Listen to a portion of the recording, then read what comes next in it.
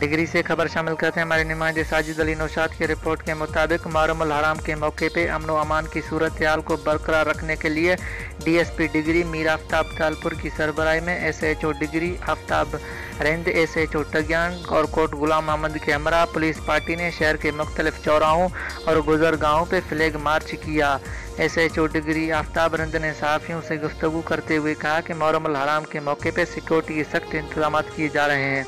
मसाजिद और इमाम बारगाहों पर पुलिस तैनात होगी, जबकि शहर के दाखिली और खारजी रास्तों की कड़ी निगरानी की जाएगी।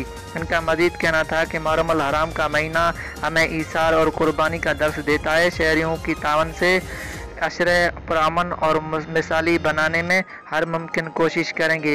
उन्होंने शहरियों से कोरोना SOPs पर अमल करने और वैक्सीन करवाने की भी अपील की। रिपोर्ट ब्यूरो चीफ जीत HD न्यूज़ साजिद अली नौशाद, ज़िला मीरपुर खास डिग्री।